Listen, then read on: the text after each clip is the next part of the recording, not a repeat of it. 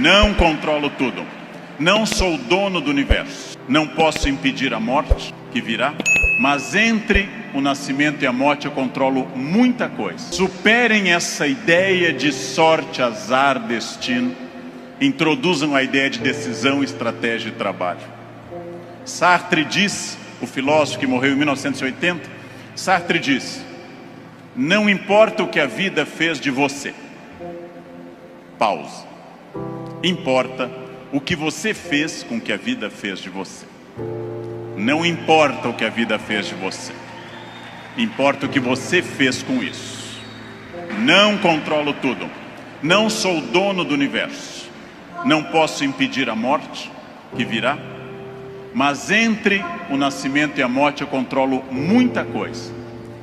Toda crença em destino, vocação, talento, é uma crença que tende a disfarçar o que de fato faz a diferença, e o que de fato faz a diferença é o esforço. Não existe karma, não existe destino, não existe sorte. Você ganhou esse dom da humanidade, que é o livre-arbítrio. Não insulte o mundo pensando que você está submetido a forças que lhe controlam. É preciso pensar objetivamente naquilo que você quer e não imaginar que no seu trabalho, no seu estudo, na sua empresa, você está submetido ao controle das pessoas, que você não cresce porque o chefe é ruim, o professor é limitado. Há um aluno que me diz: o outro professor é fraco. Ótimo, você vai passar fácil e vai ter tempo para estudar o que é realmente importante. Não jogue no outro essa responsabilidade. Sartre chamou a isso na filosofia de má fé, quando eu atribuo ao outro. Ninguém me controla, e eu acredito, como os filósofos gregos, que a vida pode ser mais racionalizada. Eu acredito que eu tenha condições de interferir na minha vida. Eu acredito que quando eu faço a pergunta o que estamos fazendo de nós mesmos, eu posso dar uma resposta objetiva e prática. O que eu estou fazendo de mim? É um momento para pensar. O que eu estou fazendo de mim? Essa é a vida que eu estou querendo levar? Com as pessoas que eu quero? A vida é muito curta, gente, é muito rápida, é muito passageira. E ouçam alguém de mais de 50. Depois dos 40 parece ficar mais rápido ainda. Parece que passa numa velocidade incrível. A vida é muito curta para que se perca tempo numa existência medíocre, numa existência pequena, numa existência fraca. A vida é muito curta para que eu tenha uma família que eu não ame, para que eu tenha um emprego que eu não goste, para que eu tenha um trabalho que eu não me dedique. Ela é muito curta para eu ser medíocre. É muito pouco tempo para isso. Perguntem o que estamos fazendo de nós mesmos e sigam o conselho que Sócrates fundou a filosofia ocidental: conheçam-se, conhece a ti mesmo, conhecimento de si. Sigam esse conselho, sigam essa ideia de saber quem vocês são. É fundamental conhecer-se, sempre, sem exceção, sem nunca perder de vista que consciência é a chave da transformação. Consciência é a chave de todas as transformações. Respostas claras, objetivas para a pergunta que eu fiz no início. O que eu quero? Onde isso vai me levar? Quem sou eu? Isso me torna ou não feliz? Consciência. A única coisa que não pode ser reposta, a única coisa que não volta, a única coisa que nos aprisiona permanentemente é o tempo. Tão poderoso que ele atinge seres inanimados ou irracionais, melhor dizendo, como essa samambaia, ou as cadeiras nas quais os senhores e as senhoras se assentam. O tempo é brutal, paz, permanentemente. Tempo perdido é tempo perdido. O controle do tempo é fundamental. E um dos grandes assassinos do tempo está nas nossas mãos. É isso aqui. Quem vive acessando redes sociais e comunicando a beleza da sua existência. Restaurem a racionalidade e controlem o maior inimigo de todos nós, que é o nosso narciso. É uma das questões mais importantes. Somos profundamente vaidosos. Somos profundamente narcisistas. somos profundamente atacados pela experiência da nossa valorização. Há quase 5 anos eu gravei um café filosófico sobre a vaidade e contei uma história que Flaubert, o escritor francês do 19, recriava e inventava sobre Santo Antão, o mais famoso ser da história tentado pelo demônio. Antão resistiu durante 80 anos às investidas diárias do demônio e foi alvo de muita história da arte. Bosch pintou, Dalí, Salvador Dalí, muita gente pintou as tentações de Santo Antão. Antão resistiu bravamente a todas as tentações. E segundo Flaubert, não segundo a legenda áurea, segundo Flaubert, já muito idoso, o demônio desistiu de Antão. Não dá, chega, é demais. Você resistiu a tudo. O demônio se retirou e disse: primeira vez que um ser humano me vence. Antão se ajoelhou e disse: agora eu me tornei um santo. O demônio sorriu e voltou. Antão havia resistido a tudo, menos a vaidade. Ouçam muito, reflitam e hajam. Ouvir mais do que falar. Refletir antes de agir. O silêncio é fundamental. O silêncio é fundamental. Isso é muito importante para que eu possa agir num mundo que fala muito e que embola a ação estratégica. Eu estou parcialmente pronto, mas eu não sou perfeito. Perfeito quer dizer em latim feito até o fim. Perfectum, feito até o fim. Eu não sou perfeito. Eu sou perfectível. Eu estou em processo de transformação. Eu sou uma pessoa crescendo a cada instante. Eu tenho partes completamente prontas, outras que precisam de melhoras e outras que precisam ser criadas. Eu não estarei pronto até o fim. O jogo termina apenas no fim. Construir-se. Qual é a parte que me falta? Qual é a parte que eu preciso melhorar? Qual é a parte que eu tenho que transformar? Talvez eu seja muito bom quanto a horários, quanto a sair da cama, mas eu sou bom quanto à resiliência, ou seja, enfrentar as pequenas crises cotidianas. Eu sou bom com resiliência e com horários, mas sou muito irritadiço. Tenho que trabalhar isso no meu autoconhecimento, num processo de psicologia. Tenho que trabalhar minha irritação. Eu tenho partes a serem melhoradas. Meu português não é bom? Leia, aprende, estude. Eu tenho partes a serem melhoradas. É isso que nós chamamos de construir-se, fazer-se, tornar-se melhor. Não existe nada que eu não possa transformar dentro do padrão do humano.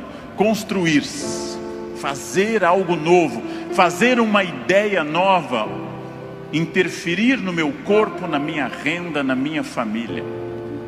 Freud morreu em Londres fazendo essa pergunta nos seus 2 últimos anos de vida, 1938 e 39. O que as pessoas buscam tanto a infelicidade e quando encontram, ficam admiradas como se fosse uma coisa surpreendente? Por que as pessoas mantêm uma família difícil, em ambiente difícil? Por que fazem programas ruins, estressantes? Porque ano após ano repetem o mesmo erro. E depois, quando vem a infelicidade, na forma de insônia, ansiedade, depressão, angústia, elas ficam surpresas. O que houve com a minha vida? Houve o que você fez. Houve o fruto do seu projeto. Houve a sua ação, houve a sua mão neste cinzel. Eu sou sócio majoritário da minha vida. Eu sou a pessoa que produz essa vida. Sócio majoritário não manda em tudo, é importante lembrar, mas manda bastante.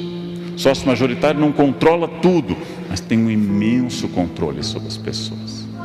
Então eu sou o que produz a minha vida. Ou seja, façam as coisas acontecer. Sou sócio majoritário da minha existência. Eu tenho uma consciência enorme disso. O corpo que eu tenho, o que eu sei, a família que eu construí, o conhecimento que eu acumulei, as minhas virtudes e os meus imensos defeitos começam com o pronome pessoal reto, eu. Não começam, vou usar um eu de português, com nós, mas só para ficar claro, está errado, viu? Não começam com nós, não começam conosco, começam com o pronome eu. E é assim que dolorosamente eu sou fruto de uma vontade ou de uma falta de vontade. de uma ação ou de uma falta de ação. Eu poderia fazer mais ou menos, mas sempre de acordo com essa propriedade de ser sócio majoritário da minha existência. Isso é uma questão extraordinária para a gente passar adiante. Sejam autônomos, tornem-se adultos. Não pensem em nada que não seja fruto dessa ação. É isso que eu tenho perseguido sistematicamente nos últimos anos.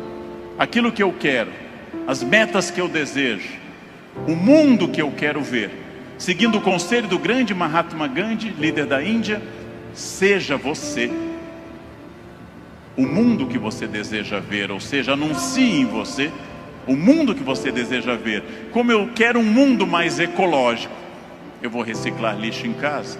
Como eu quero um mundo mais humano e mais educado, eu serei mais humano. Como eu quero um trânsito mais cidadão, eu serei um melhor motorista. Como eu quero combater a violência entre as pessoas, eu serei menos violento. Eu sou a transformação que eu quero ver no mundo. Façam frequentes exames de consciência do seu dia. Não precisa ter nenhum projeto religioso para isso. Pode ser psicanalítico ou religioso, como preferir. Como eu me comportei hoje, a quem eu ajudei, a quem eu incomodei, com quem eu fui grosseiro, com quem eu fui bom, como eu posso melhorar amanhã. Inácio Loyola manda colocar um G grande nos defeitos maiores e contar. Depois vocês estão diminuindo semana a semana. Eu gosto dessa mente do século XVI, botar um G para cada defeito e depois ir contando se eles se repetem. Ou seja, trabalhem sobre si, trabalhem a sua possibilidade, sejam sócios da sua existência. Isso se chama autonomia, isso se chama protagonismo, isso determina a estratégia. Pergunta básica: onde vocês querem estar o ano que vem? E onde vocês querem estar em novembro de 2027, daqui a 10 anos? E daqui a 20 anos, que até onde eu posso, no meu caso, imaginar? Daqui a 20 anos. Onde eu quero estar? Com quem? Se vocês tiverem clareza do ponto final, terão clareza da estratégia. Se tiverem clareza da estratégia, correm o risco de chegar lá. Correm o risco. Não a certeza. Não a certeza. Mas a chance matemática de chegar lá. E nisso, o resultado de tudo isso é chamado de plenitude. Para uns, para outros, simplesmente uma palavra tradicional de raiz indo-ariana: felicidade. Felicidade é estar onde eu tenho que estar, fazer aquilo que eu preciso, colher os frutos disso, reconhecer-me como errado, levar adiante meus espinhos na carne, segundo Paulo, minha ferida narcísica, segundo Freud, e continuar trabalhando nisso. Vale muito a pena, porque isso torna a vida interessante e não uma folha levada ao vento, sem vontade, uma folha sem forma. Uma vida guiada por um protagonista, compartilhando a vida com outros protagonistas. Esqueçam o que passou, esqueçam o passado, esqueçam tudo que veio até aqui. Reinvente-se, reconstrua, faça dessa vida um espaço completamente diferente. Fácil, sua vida vai continuar sendo muito feliz. Não se acostume ao fracasso, acostume-se à felicidade. Desafiem-se, sejam melhores. A vida só vale a pena se ela for intensamente vivida, intensamente aproveitada dentro desses objetivos. Por que que eu sei isso? Porque é o que eu faço aqui hoje, inclusive. À medida que vocês forem lendo mais e mais, à medida que vocês não conseguirem mais viajar sem um livro, vocês vão descobrir uma outra coisa. Vocês vão ficando mais exigentes com as pessoas. Ao ver alguém escrever como Cervantes, o Dom Quixote, acompanhando as novelas exemplares de Cervantes, ao descobrir em romances contemporâneos Milton Ratum, Copo de Cólera, ao descobrir Lavoura Arcaica, que me provocou também um impacto extraordinário, ao ver esse tipo de texto, eu reconheci que havia mentes muito privilegiadas, sobre as quais eu poderia discorrer, pensar, aprofundar, elaborar questões para os meus alunos, mas eu não faria a mesma coisa. Não faria do mesmo jeito. Então tive que achar um nicho na humanidade, que é ser professor. E eu considero que ser professor, no meu caso, não só é um título justo, mas é um título tecnicamente simpático, porque cabe ao grande intelectual, a uma pessoa do porte de Kant ou de Clarice, criar ideias. E cabe a um professor ensiná-las. É uma posição bonita, que vai criar algo com o aluno, mas cria ideias. Não criar ideias é próprio da intelectualidade. E por intelectual estou entendendo essas pessoas que, sendo ou não professores, sendo ou não escritores, um dia olham para o espaço e têm aquela intuição que Giotto d'Albondone teve ao reinventar a perspectiva na pintura. Um dia olham para o espaço e têm aquela intuição que entre 1906 e 1907 Picasso teve ao pintar as Demoiselles d'Avignon e criar e inventar o cubismo como linguagem. Que olham para o espaço e para umas gravuras japonesas e tem aquela explosão de pinturas que entre 1889 e 1890 Van Gogh teve.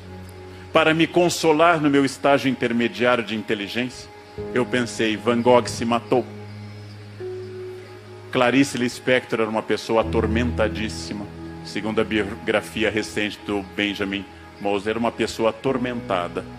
Porque dotada dessa capacidade de visão, ela tinha uma dificuldade extrema de convívio com as pessoas. Porque para conviver bem com as pessoas, precisa mais ou menos estar no mesmo plano civilizacional que elas. Por isso que as pessoas simples são muito sociáveis. Quanto mais simples, mais sociáveis. E se ficam muito felizes com experiências muito singelas de conversa. E aí, não um conselho, mas uma advertência. À medida que vocês forem lendo mais e mais, à medida que vocês não conseguirem mais viajar sem um livro, à medida que vocês forem entrando na descoberta da literatura, vocês vão descobrir uma outra coisa. Vocês vão ficando mais exigentes com as pessoas. E aquela conversa tá quente hoje, né? Será que vai chover? Nossa, esse calor é muito cedo para este calor, né? O tempo tá maluco. Que jogo ontem. E a política, né? Tudo uns ladrão, silepse de número. Tudo uns ladrão, né? À medida que eu enuncio essas orações absolutas, assindéticas, fáticas, eu vou entrando numa capacidade de enunciar o mundo como ele é. Está quente hoje em Porto Alegre. Mas à medida que eu leio O Coração nas Trevas, de Conrad, o polonês que escreveu em inglês essa obra impressionante, eu vou me sentindo um pouco Kurtz, no meio da selva. Um europeu perdido numa curva do rio Congo, preocupado em como ensinar as pessoas locais a passarem seu terno de linho. E isso me remete ao filme inspirado nesse livro, Apocalipse Now. E o Kurtz se transforma em Marlon Brando. E eu penso em Marlon Brando desde Sindicato dos Ladrões até Apocalipse Now. E a minha cabeça deu 10 voltas enquanto alguém me diz, tá quente hoje, né? Nossa, que calor. Isso me torna mais feliz? Provavelmente não. Vocês sabem que intelectuais e mesmo pessoas muito versadas raramente são muito felizes. A universidade não é um local de felicidade intensa. Se alguém não passou por uma universidade, talvez tenha uma outra sensação, mas felicidade não é própria da universidade. Uma reunião de departamento não é uma reunião de pessoas que flutuam no espaço das ideias e são iluminadas pela luz da razão e se referem umas às outras através de haikais literários sofisticados. Uma reunião de departamento, em qualquer departamento, é quase sempre idêntica a uma reunião de pessoas não formadas, só variando o vocabulário. O ressentimento, a inveja, a fofoca, tema do meu livro pela editora da Unicinos, a detração, a dor pela existência do outro, são iguais todas entre pessoas que vendem balas no mercado de Porto Alegre e pessoas que estão nos departamentos, especialmente da área de humanas, de longe a mais problemática. de todas as áreas. Fazendo parte de uma banca, onde o presidente da banca era médico por causa de um estatuto específico da universidade em São Paulo. O médico ficou assustado que nós, historiadores e filósofos, levássemos tanto tempo para decidir sobre alguma coisa. Quando uma colega disse que o conceito de liberdade da professora candidata não era correto, o médico se irritou e disse: se eu levasse tanto tempo para decidir como os senhores, meus pacientes estariam todos mortos. Eu o consolei dizendo: mas doutor, nós somos historiadores. Todos os nossos pacientes estão mortos há bastante tempo. Nós não perdemos ninguém, né? E como nós não temos nenhum risco de processo ao analisar Alexandre o Grande, ou o Quilombo de Palmares, ou outros episódios, não temos o risco de processo, o resultado é que nós temos uma liberdade de pensamento muito grande, especialmente na área de humanas, onde a utilidade prática e de mercado não é um imperativo categórico como em outras áreas. Nós, quando optamos por fazer história, filosofia, antropologia, ciências sociais, quando optamos por fazer alguns desses cursos, a primeira tarefa é explicar à família por quê. Por que você foi fazer esse curso? Você é tão inteligente, por que não faz direito? Que também é a área de humanas, né? Também é a área de humanas. Por que você não faz um curso, etc. Quem opta por direito, engenharia ou medicina, 3 áreas fundamentais para a espécie humana, pelo menos não precisa explicar à família o motivo da sua escolha. E quando eu sou obrigado a perguntar, mas a escolha não deveria pautar a felicidade, a realização, a inserção social, a relevância política da escolha, as pessoas têm a mesma reação do médico. Sim, mas o que você vai comer?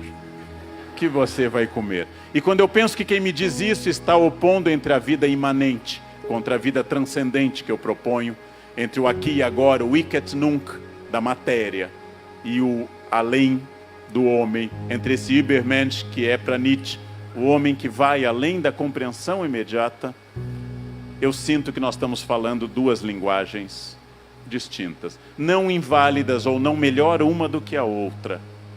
Provavelmente, trancados uma semana numa sala, sentiríamos mais falta de comida do que de um volume de Schopenhauer. Porém, em condições normais de temperatura e pressão, um exercício de leitura não é apenas algo que transforma o mundo, mas transforma o meu mundo. A área de humanas é indiferente, a área de humanas é inútil, a área de humanas é algo que sem a qual ou com a qual o mundo fica tal qual está. Temos um argumento curioso contra isso. Todos os ditadores, sejam de direita ou de esquerda, mexeram na área de humanas. Porque entenderam que ali na escola de ensino médio e no curso superior, as aulas de história, filosofia, ciências sociais poderiam incomodar o poder. Aparentemente, Hitler, Médici, Pinochet tinham mais atenção com a história do que talvez nós mesmos, porque fizeram reformas nessas áreas, exatamente nessas áreas, em todos os momentos da história, ditatoriais ou não, ou disfarçados, se propõem sempre, e eu não faço uma metáfora de hoje, se propõe sempre uma reforma no ensino. Nós não damos a importância a essas áreas que os governantes dão, porque aparentemente não se mexe em outras áreas, mas se mexe sempre nesse ensino. Ora, eu posso pensar através da matemática, eu posso pensar através da gramática, aliás, a gramática é um grande exercício de pensamento e de hierarquia de mundo. Eu posso pensar através da história, eu posso pensar através da educação física. Mas as ditaduras dão uma importância imensa à área de humanas. Talvez seja uma homenagem indireta que nos prestem. Quando me questionaram no Roda Viva, eu quis dizer que até eu gostaria que nós, professores do ensino médio, conseguíssemos produzir no aluno um questionamento maior. Porque vamos partir da hipótese fantasiosa que todos os professores de História e Filosofia do planeta Brasil sejam marxistas convictos. É uma fantasia. É uma fantasia. Alguns professores de História e Filosofia são conservadores. Outros nunca leram Marx na vida. Outros são marxistas. Outros são macrobióticos. Outros são veganos. Há uma variedade imensa. Mas vamos supor que nós sejamos militantes de extrema esquerda, como um certo ramo do pensamento conservador fez supor. Partamos dessa hipótese fantasiosa. Todos os alunos que passaram por mim, sem exceção, nos 20 anos que dei aula no ensino médio, tentando fazer como prevê a LDB desde 96, mas a nossa Constituição desde 88, que o ensino seja plural, característica prevista na LDB, documento que eu recomendo a quem está debatendo educação, para começar a estudar um pouco. Todos os meus alunos terminam o ensino médio não pensando num sindicato, mas num iPhone. Aparentemente, este poder que nos atribuem não é tão grande. Passo toda a minha vida de professor na faculdade, na pós ou no ensino médio fundamental que fui, falando do absurdo histórico da construção do pensamento racista, de todos os pensamentos humanos. Os dois preconceitos mais danosos à civilização são a misoginia e o racismo. Ao falar da misoginia e do racismo, eu queria dizer o óbvio, gente, que as pessoas não deveriam falar dos seus preconceitos. Não por vaidade ou humildade, mas porque ao falarem dos seus preconceitos, elas deixam clara sua limitação. Todo racista é alguém com uma limitação intelectual profunda. Porque se fosse capaz de pensar, saberia que não há nenhum embasamento possível, racional, apenas a constituição histórica de um discurso, que era preconceito até o XIX e virou tentativa científica no século XIX em diante. E essas pessoas entenderiam que o preconceito é um erro, mas este erro leva à morte. A morte e um verdadeiro genocídio de jovens, especialmente rapazes negros na periferia de todo o país.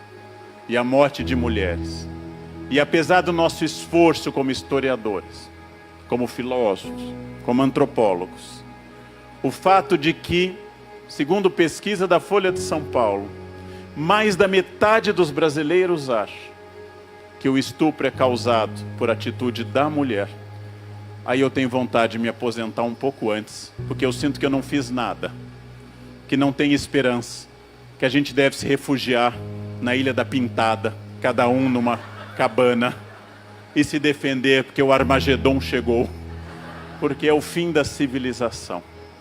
Como é possível uma cabeça elaborar este pensamento? Não se trata de opinião política. Opinião política é desejável. É possível ser um bom pensador conservador. Disse domingo no meu artigo que há excelentes filósofos conservadores, há excelentes autores conservadores, há excelentes autores de esquerda, porque o pensar abomina gaiolas, o pensar abomina molduras.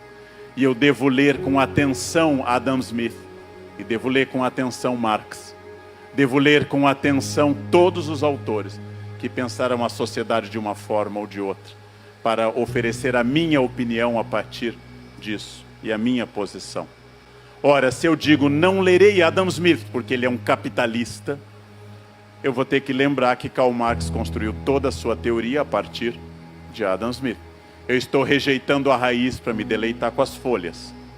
Eu preciso ler os grandes liberais para entender os grandes socialistas.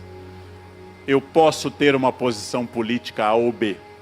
Para ler, eu não posso fazer uma leitura previamente ideológica. A minha análise pode ser partidária, inclusive.